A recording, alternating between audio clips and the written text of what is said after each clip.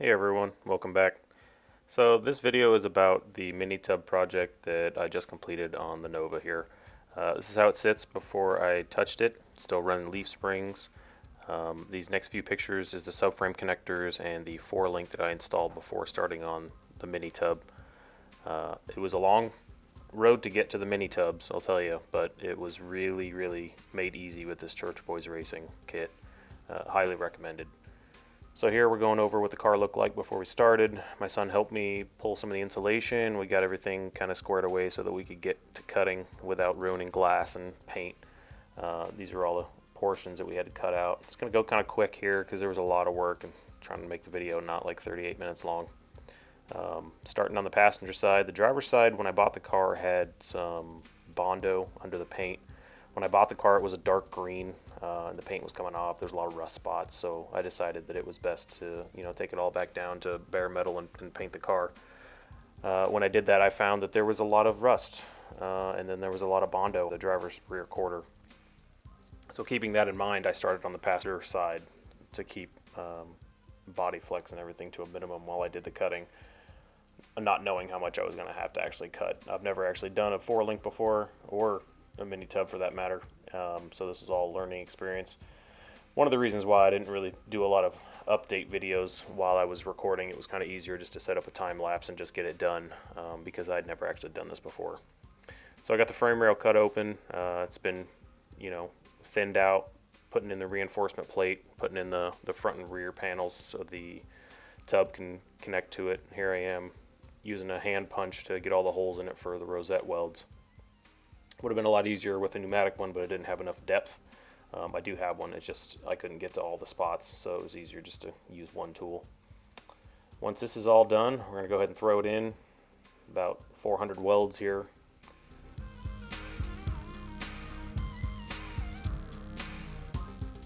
We're just smoothing out the frame closeout plate, getting it welded in.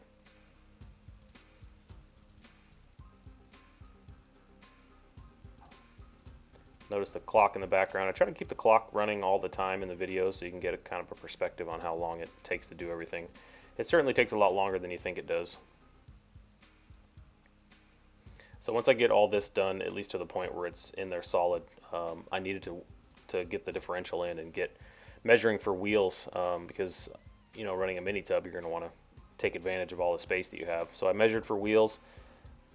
Kind of going to give you a little bit of a spoiler here. I measured wrong, so I ordered some wheels and the wheels fit great. They just didn't fit very well with tires, so that's something I'm still working out.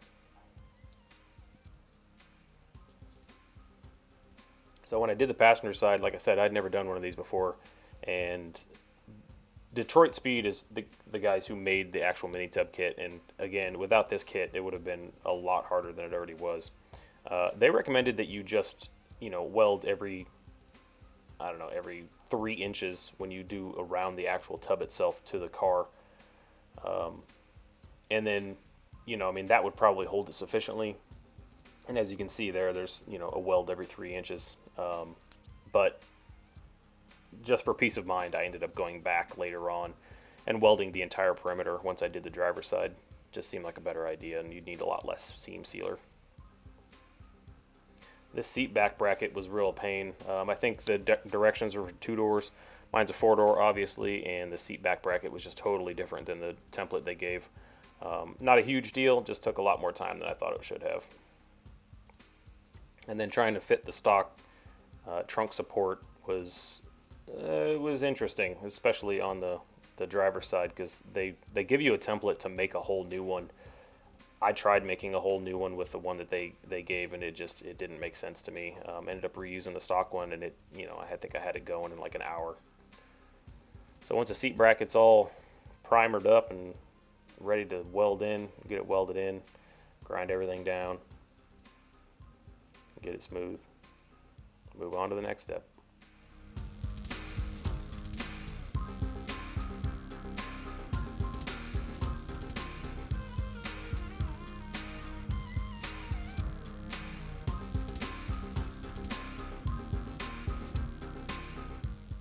Had a real problem with that cardboard falling out of the back window. I taped that thing about as best as I could. When I first worked on the car, I made the mistake of leaving glass out while I was welding, and welding spatter on glass leaves pits. There's my boy. And so I did not want that to happen again, so I did everything I could to keep it from happening, but that damn cardboard just kept falling the entire time I was working on the car. So here I am working on the driver's side, second verse, same as the first. I knew a lot more doing this one, so it probably took about half as much time, honestly. I already kind of knew what I was getting into and what not to do.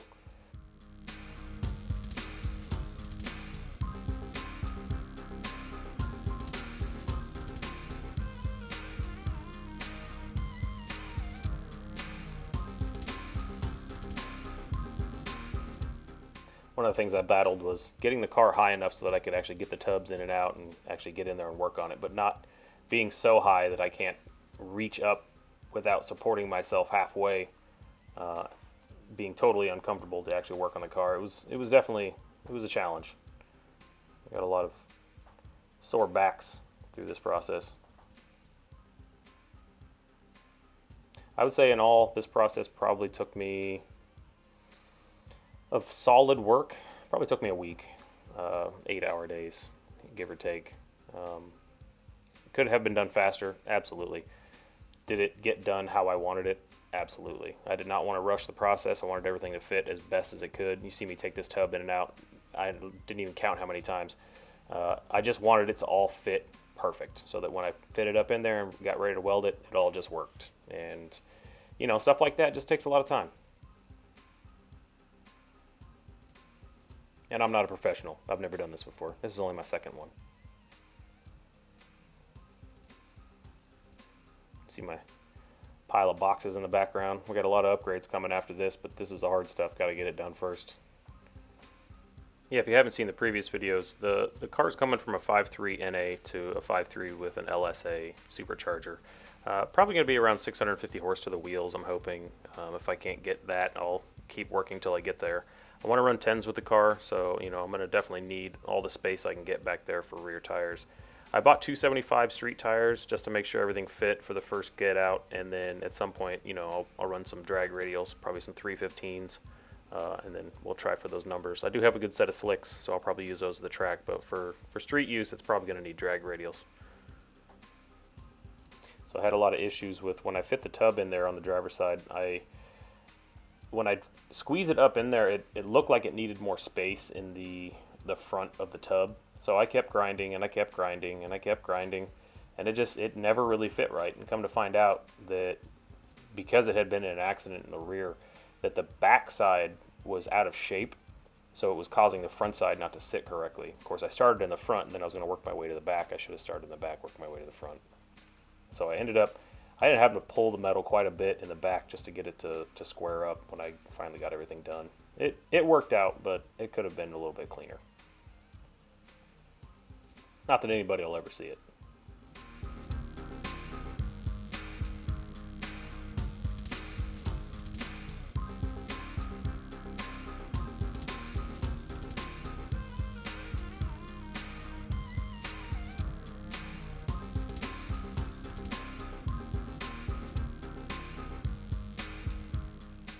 So here I am trying to fit up the template that they sent.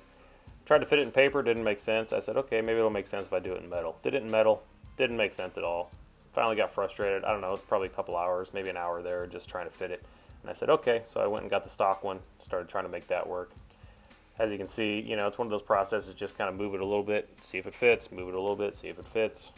And then at some point, it fit well enough I could take it down to bare metal, primer it, and put it back on.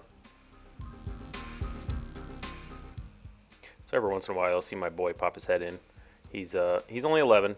I think I was probably 15 before I really got into cars, but he's been interested in coming out and just spending time in the shop and seeing what I'm doing and, asking questions and trying to figure stuff out. And I think that's really the best way to learn, is just see someone doing it and be able to ask those questions. I learned a lot from my dad when I was, older than him, so the earlier you can start, the better. The more you can grasp and really start putting things together, the better. I've kind of enticed him to come out, hang out with me in the shop by letting him control the music. He's started picking AC/DC every time he comes out now, which is awesome because I absolutely love AC/DC. When I was a kid, my dad introduced me, and I was hooked from then. So to see him just kind of latch onto it and take off with it, pretty special. So here I'm cleaning the paint off and perimeter welding the rest of that tub on the passenger side. And this is the seat back bracket needed trimmed. Okay, so I've been really bad about giving updates on everything. So here's a halfway through the project update. I have the mini tubs all welded in. They're basically ready to move on to the next topic. At this point, I need to seam seal, paint, rubberized coating, all that stuff. But right now, I'm working on grinding some of the welds. I punched through on that side, had to patch that up. And then now I'm looking at a spot for the seat belt bracket. Figure out a spot to put that on both sides. So I gotta grind that down. I'm probably gonna put it here somewhere since it's kind of the stock location. And then clean all this up and get it ready for paint.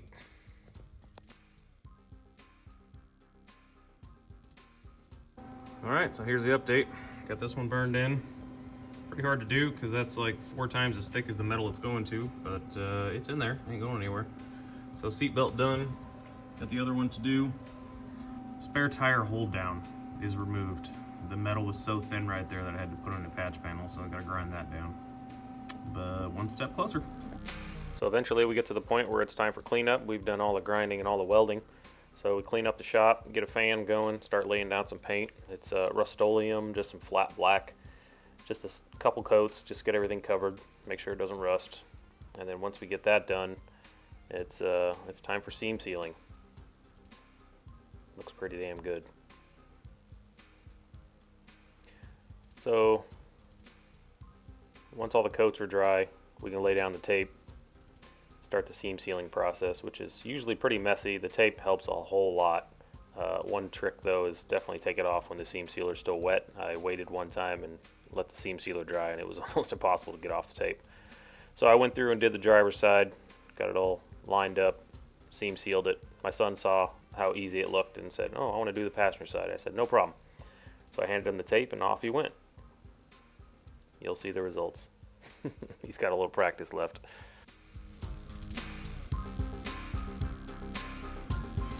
Mm-hmm.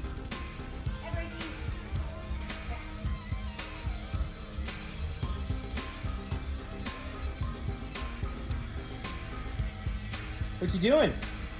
Saving crap. Hey! Yes, you are. Hi, this is Logan, and I would just like to say I don't suggest using very short pieces. I suggest using long pieces, mostly because it is very hard to get off, and it'll take you like maybe hours. Also, you can see that it's starting to like go farther and farther out. What I suggest is using a small piece of tape in the middle, so then you know that when it's not going out. So yeah, I would just like to say that. And I'm really excited for Power Tour, and I'm hoping that we can get finished on the Nova soon enough. So I guess I'll see you guys at Power Tour. Okay, here I am applying the seam sealer. I didn't change any of the tape locations as far as, you know, the middle portions that he did. I just changed the ends so they went where it needed to go, and it actually came out really good, and I'm pretty happy with it. Plus it's got his little signature on it. So this is the rest of the process. We are at a stopping point. I didn't get a last picture that you can see inside, but I went ahead and put another coat of flat black in the rear of the car. And we are done. So this is the car at ride height. Like I said, the wheels and tires don't fit in the rear. The rear tires have 0 pressure in them. They look damn good though. I will be keeping the same style as soon as I can find them. So thanks for watching. Thanks for subscribing. And look forward to new videos with the supercharger on and hopefully some 1/4 mile runs.